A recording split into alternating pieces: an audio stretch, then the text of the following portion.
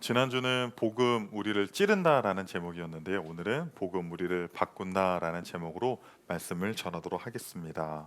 러시아의 대문호 도스토예프스키의 작품이죠. 까라마조프의 형제들에서 이반 까라마조프라는 사람이 있습니다. 이 사람은 굉장히 이성적이고 철학적이고 굉장히 머리가 좋은 사람입니다. 그런 이 사람의 고비는 하나님의 존재와 또 어떤 이 세상에서 벌어지고 있는 어떤 도덕에 관련된 그런 부분에 있어서 뭔가 이렇게 자기의 생각과 다른 일들이 벌어지면서 많은 고민을 하는 인물입니다. 그는요, 하나님을 부정하지는 않아요. 그리고 자연의 조화를 보면서 오히려 진화론적인 생각보다는 하나님이 이 세상을 만드셨다라는 것을 인정합니다. 그런데 그는 하나님을 머리로는 인정하지만 마음으로는 받아들일 수가 없는 거예요. 특별히 어린아이들, 전혀 죄를 짓지 않는 어린아이들이 병으로 죽는다거나 고통을 당하는 모습들을 보면서 도대체 하나님이 계시면 이러한 일은 있을 수가 없다라는 것이죠. 그래서 그는 지성적으로는, 논리적으로, 머리로는 하나님의 존재를 인정하지만 마음으로는 하나님을 받아들이지 않는다라는 것입니다. 오늘날에도요, 현대에도요, 이러한 사람들이 종종 있습니다. 아니요, 많이 있습니다. 우리가 믿는 예수가 역사적 인물이라는 것을 인정합니다. 그리고 기독교의 가르침이 훌륭한 도덕의 가르침이라는 것, 그리고 성경이 인류 역사의 발전에 지대한 영향을 미쳤다라는 것, 전부 다 인정을 한다라는 거예요. 그러나 그들은 하나님을 머리로는 인정하지만 가슴으로 받아들이지는 않아요. 사도행전 2장에서 베드로의 이 복음의 설교를 들은 유대인들은 어땠습니까? 그들의 마음에 찔렸어요. 마음에 찔렸다고요. 그래서 뭐라고 이야기합니까? 형제들아, 우리가 어찌할꼬? 자신들의 이전의 삶이 틀렸다라는 것을 인정하고 마음에 찔림이 있고 그 다음에 그들의 삶에 변화가 생긴다라는 것입니다. 저는 오늘 본문을 통해서 세 가지 말씀을 전달하고 싶습니다. 첫 번째는요, 복음은 새로운 자유를 준다. 38절을 한번 읽어보겠습니다. 예수 그리스도의 이름으로 세례를 받고 죄 사함을 받으라. 회개를 하라고 합니다. 그들이 복음을 듣고요, 형제들 우리가 어찌할꼬 그렇게 탄식하며 마음이 찔려 할 때 베드로가 그들에게 했었던 첫 번째 메시지는요, 회개하라는 말이었습니다. 회개는 단순히 우리가 우리의 죄들을 하나님께 올려드리고 그 죄 씻음을 받는 것이 아닙니다. 여러분, 우리가 회개하면 하나님께서 우리의 죄를 용서하십니다. 여러분 믿으십니까? 그러면 우리의 죄도 사함 받을 뿐만 아니라 우리 안에 죄책도 사라져요. 그러면 우리에게는 새로운 자유가 생긴다라는 거예요. 그래서 회개는 어떤 사람이 할 수 있냐면요, 내가 할 수 있다라고 생각하는 사람은 회개 못해요. 내가 할 수 없기 때문에 하나님을 의지하는 사람들, 주님께 나아가는 사람들, 나는 할 수 없지만 하나님은 하실 수 있습니다라는 믿음의 고백을 하는 사람들이 회개를 한다라는 거예요. 우리는요, 얼마나 끊임없이 우리 스스로를 우리가 구원하려고 합니까? 성공을 통해서 더 좋은 대학, 더 좋은 직장, 더 나은 삶, 이 땅에서 성공하는 삶을 통해서 나 자신을 구원하려고 한다라는 거예요. 이 시대에 얼마나 많은 인정 욕구가 판을 칩니까? SNS 상에서 수많은 팔로워와 또 좋아요, 댓글들, 사람들에게 인정받는 것들, 얼마나 그런 것들로 우리가 매어서 살고 그런 것들로 우리 스스로를 구원하려고 합니까? 또 어떤 사람은 이런 사람들이 있어요. 도덕으로 사는 사람들. 나는 다른 사람들에게 나쁜 말을 한 적도 없고 욕을 한 적도 없고 항상 이타적이고 선행을 하는 사람이야. 그것으로 스스로를요 구원하려고 하는 사람들이 있다라는 거예요. 그러나 이 모든 것들은요 우리를 구원할 수 없습니다. 여러분, 성공이 우상이 되잖아요. 조금만 실패해봐요. 조금만 기준선에 못 미쳐보세요. 인정욕구가 우상이 되면요, 내가 나의 삶을 사는 것이 아니라 하나님이 나를 인도하시는 삶을 사는 것이 아니라 자꾸 누구 눈치를 봐요? 다른 사람 눈치를 봐요. 옷을 입어도요, 내가 좋아서 입는 게 아니라 내가 이렇게 입었을 때 다른 사람들이 어떻게 생각할까? 다른 사람들이 인정을 할까 안 할까? 다른 사람들의 눈치를 보면서요 삶을 살아간다라는 거예요. 도덕이 우상이 되잖아요. 다른 사람이 조금만 실수해도요 그것으로요 막 비판해요. 그리고 스스로도 마찬가지입니다. 조금만 실수를 해도요 무너진다라는 거예요. 그러나 이 회개는요 이 모든 것으로부터 우리를 자유롭게 합니다. 왜냐? 우리는 죄인이에요. 무슨 말이에요? 우리는 애시당초 실패자라는 거예요. 우리는 할 수 없다라는 거예요. 우리 안에서 누가 하셔야 된다라는 거예요? 하나님이 하셔야 된다라는 것입니다. 그래서요 실패해도 괜찮아요. 왜냐하면 그리스도께서 성취하셨기 때문에. 사람들이 우리를 인정해주지 않아도 괜찮습니다. 만왕의 주여 전능하신 그 하나님께서 여러분을 인정하시고 여러분을 사랑하시기 때문입니다. 도덕적으로 증명할 필요도 없어요. 물론 우리가 도덕적으로 살아야 하지만 때로는 우리가 도덕을 어길 그 상황에서도 우리는 부족하지만 그리스도께서는 완벽하시기 때문입니다. 그렇기 때문에 이 회개는 우리에게 참된 자유를 준다라는 것입니다. 종교학자 마틴 루터는요 중세교회에 굉장히 헌신적인 사람이었어요. 헌신적인 사람. 그러니까 신앙생활로 따지면요 1등이 1등. 새벽기도 항상 나오고 막 하루에 2시간씩 막 기도하고 봉사, 헌신 모든 면에서 가장 어떤 최고였던 사람입니다. 중세 수도사들은요 금욕 생활을 통해서 하나님을 기쁘시게 하고 자신들의 죄를 사한다라는 어떤 그런 생각이 있었어요.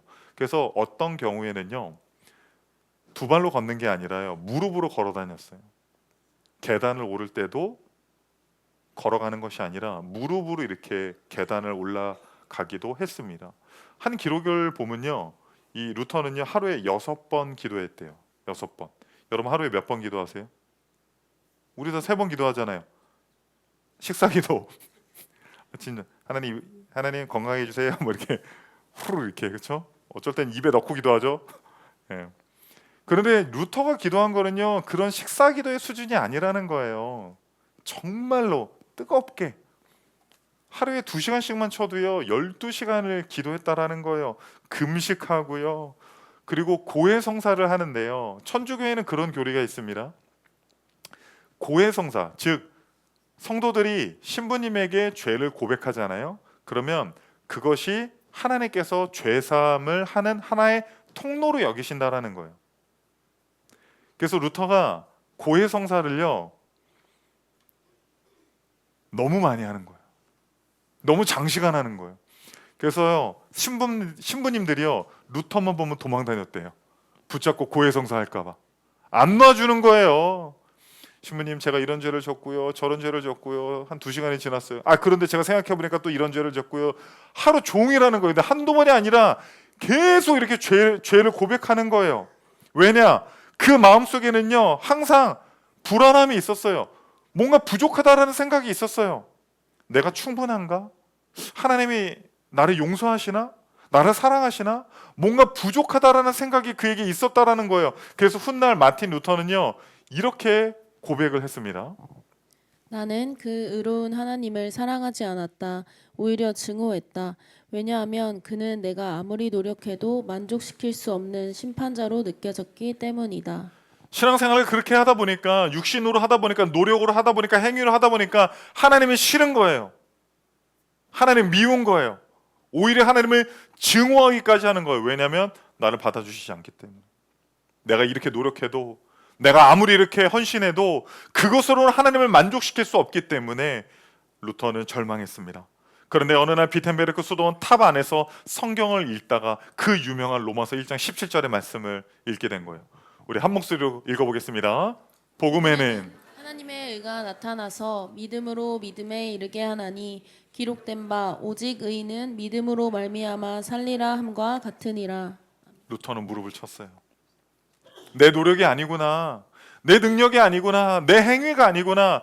내가 이것을 행해서 내가 의로워지는 것이 아니라 복음에는 그 십자가에는 하나님의 의가 나타나서 믿음이 있는 자들 모두를 의롭게 한다라는 이 놀라운 복음의 사실을 깨달았다라는 것입니다. 여러분 믿으십니까? 여러분 이 사실을 믿으십니까?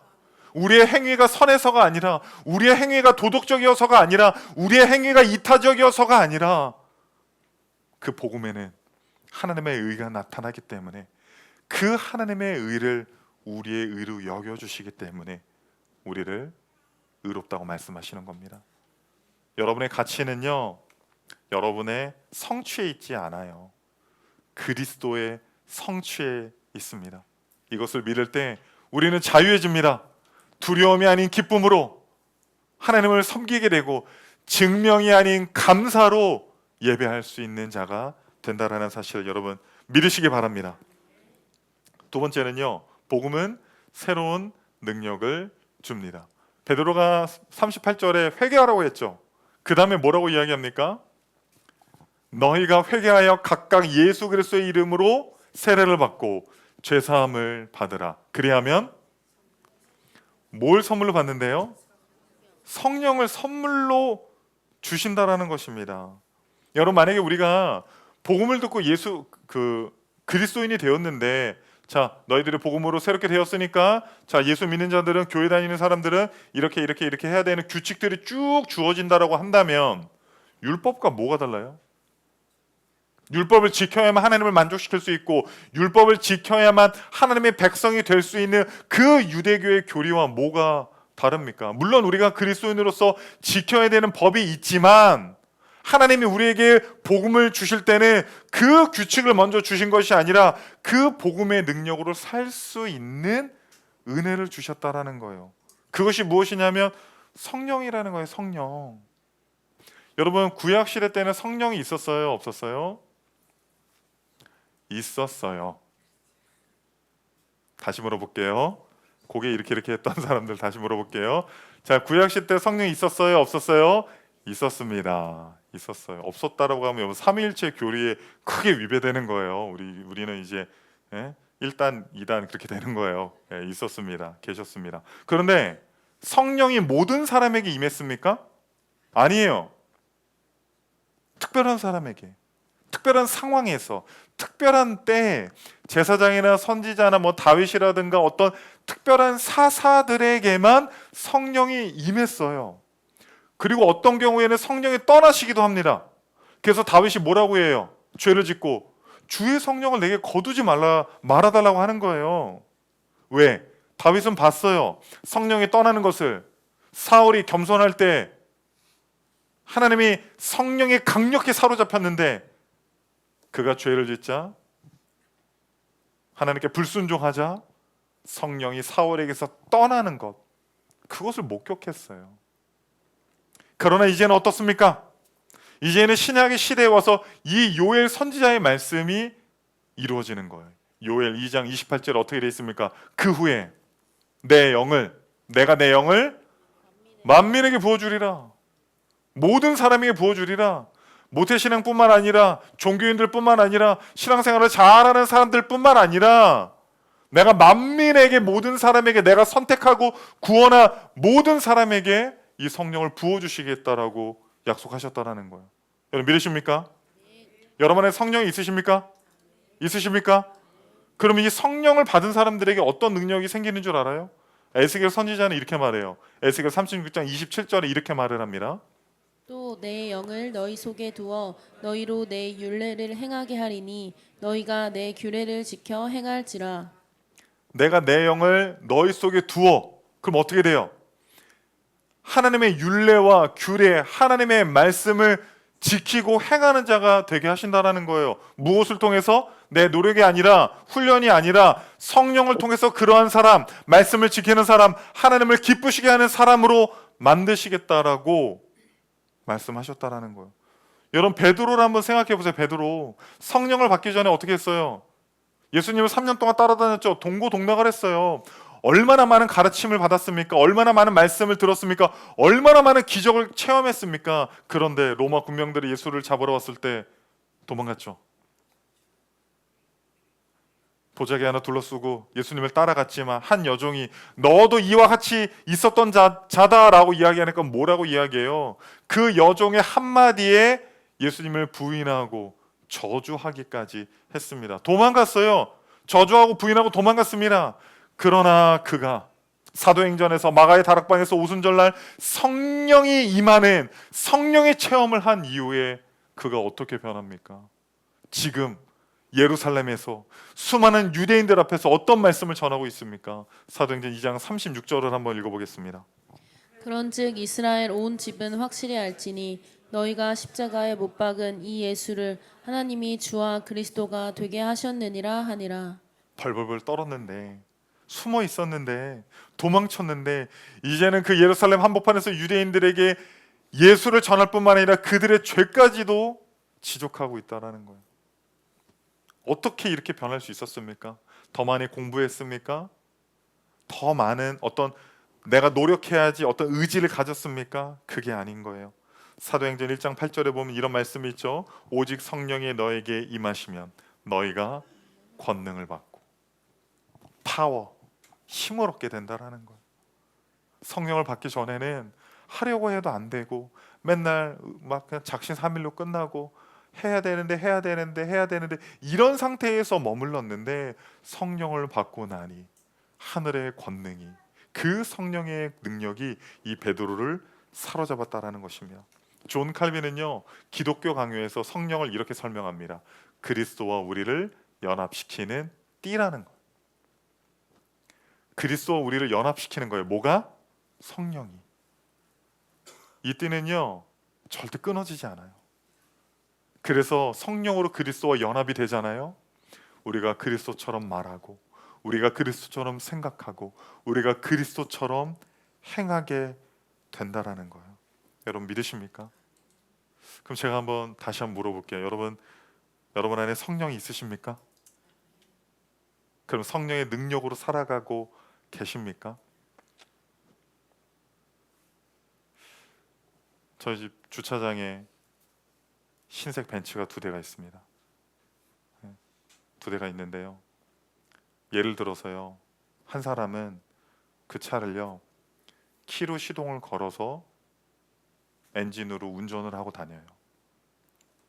오늘 차 타고 올 때 여러분 교회 오실 때 몇 킬로로 오셨어요? 뭐 60, 80, 고속도로는 100, 200으로 오신 분 없죠? 교회 빨리 가고 싶어서 이렇게 오신 분 없죠?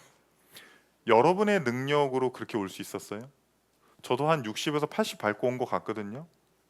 제가 막 연구하고 막 수단과 방법을 다 동원하고 논문을 막 읽고 막 이렇게 식사도 조절을 하고 우사인 볼트 찾아가가지고 막, 여러분 그런다고 그게 돼요?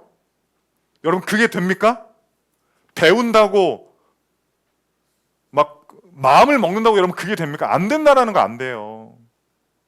내 능력으로는 안 돼요. 그런데 자동차의 엔진은 나를 그 속도로 데려다 줄 수 있어요.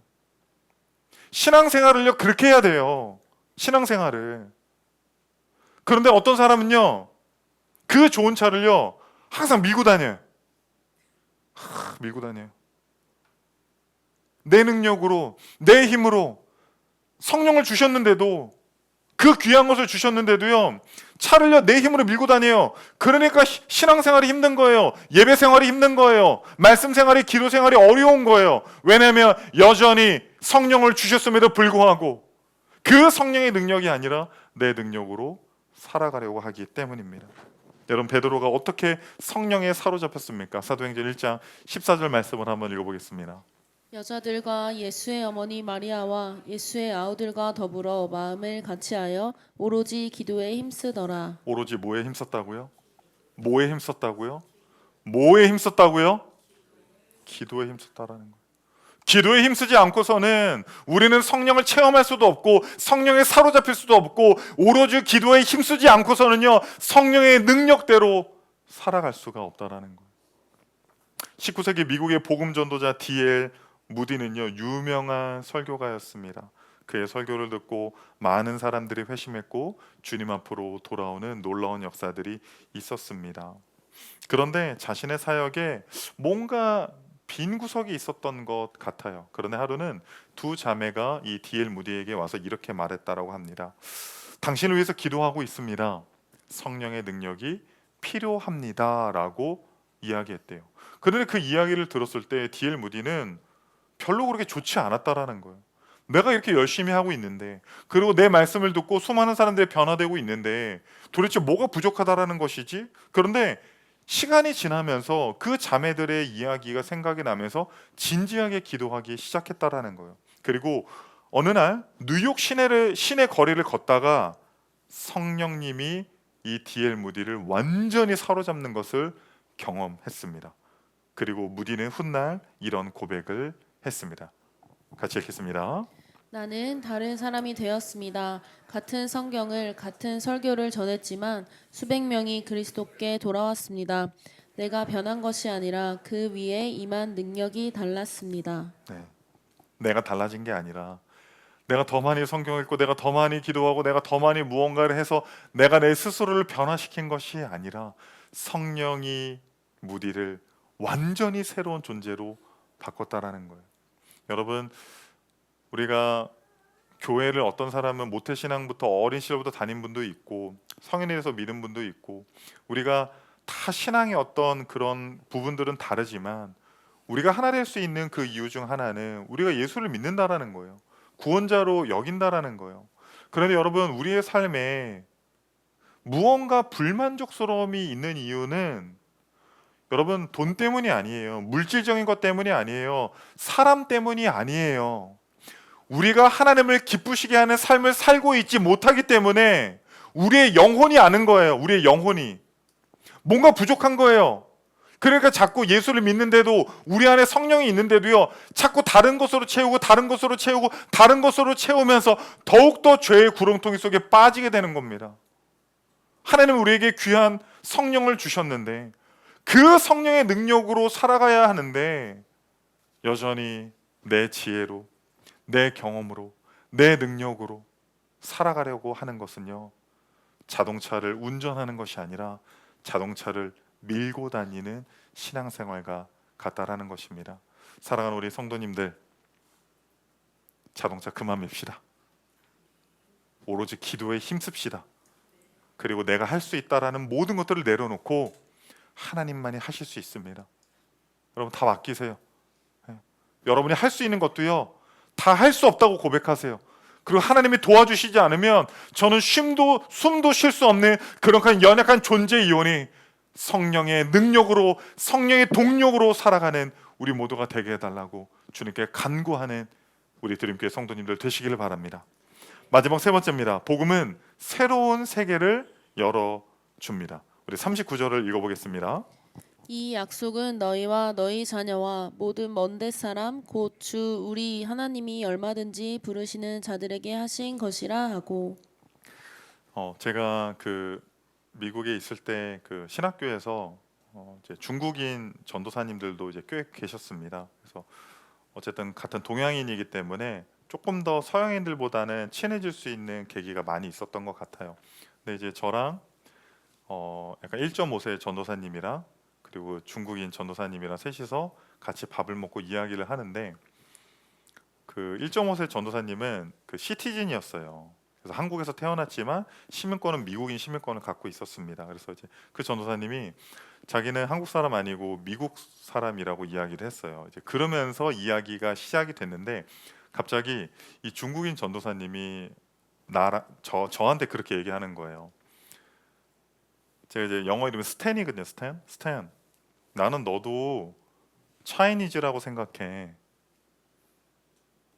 중국 사람이라고 생각한다라는 거예요.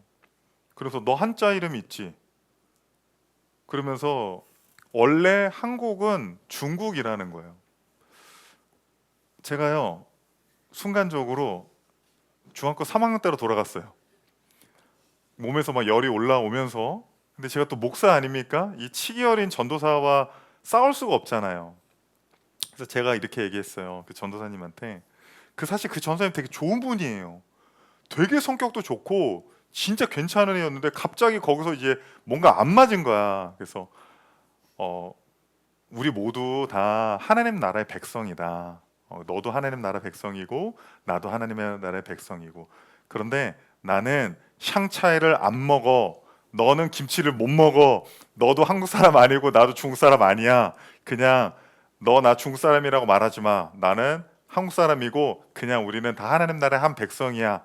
그렇게 이제 마무리가 아름답게 됐어요. 근데 그 친구는요, 진짜 그렇게 생각해서 말을 한 거예요. 뭐 그거 갖고 논쟁을 하고 싸우려고 한 게 아니라 자기는 한국 사람도 중국 사람이라고 이제 소수민족 중에 하나라고 이제 그렇게 생각을 하는 거죠. 여러분 얼굴이 벌써 저랑 똑같잖아요. 도저히 받아들일 수가 없다. 이제 중국 대사관에 가서 이제 시위를 해야 돼. 그런 생각을 하잖아요. 유대인들이 그랬어요.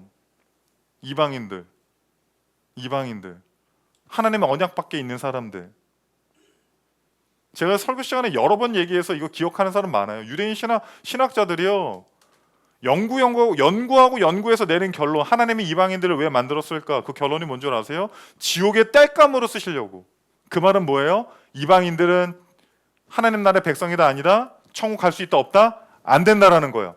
절대 그런 일은 벌어지지 않는다라는 거예요. 그런데 복음에서 뭐라고 이야기합니까? 사도행전 2장 39절에서 베드로가 뭐라고 이야기합니까? 먼 데 있는 사람들, 그 사람들도 하나님이 부르신다라는 거예요. 그 먼 데 있는 사람들이 누구예요? 이방인들이라는 거예요. 이방인들.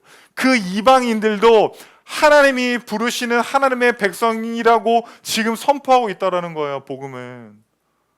그런데 유대인들은 어때요?